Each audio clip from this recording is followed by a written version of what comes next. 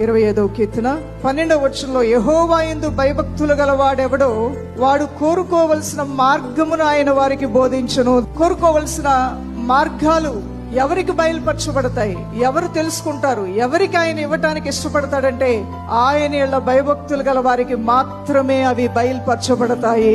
అవును ప్రియులారా, ఇవి అందరికీ బయలుపరచబడవు. దేవునికి ఎన్నో ఉద్దేశాలు ఉంటాయి, ఎన్నో ఆలోచనలు ఉంటాయి, ఎన్నో విషయాల గురించి సంభాషించాలని ఆ ప్రభుని దేవుడు ఆశపడుతూ ఉంటాడు, ఆశిస్తూ ఉంటాడు, కోరుకుంటూ ఉంటాడు. అయితే ఆయన హృదయాంతరంగంలో ఉన్నటువంటి సమస్త విషయాలు సకల జనులు తెలుసుకోగలుగుతున్నారా? అలా అని కాదు. ఎవరైతే దేవుని యెడల భయభక్తులు కలిగి ఉంటారో వారికి దేవుడు వారు ఎలాంటి మార్గములో వెళ్లాలో, ఎలాంటి పరిచర్యలు చేయాలో, ఎలాంటి దేవుని యొక్క వాక్య నిబంధనలో తమ జీవితాలను కట్టుకోవాలో, ఏ రీతిగా సాక్షి జీవితాన్ని కాపాడుకోవాలో, పరిశుద్ధంగా బ్రతకాలో, దేవుని కార్యాల పట్ల భారం కలిగి ఎలా జీవించాలో, సంఘము పట్ల, ప్రజల పట్ల, సమాజం పట్ల ఏ రీతిగా దేవుని నామానికి మహిమకరంగా బ్రతకాలో, ఇవన్నీ కూడా దేవుని యెడల భయభక్తులు గలవానికి మాత్రమే బయలుపరచబడతాయంట. హల్లెలూయా.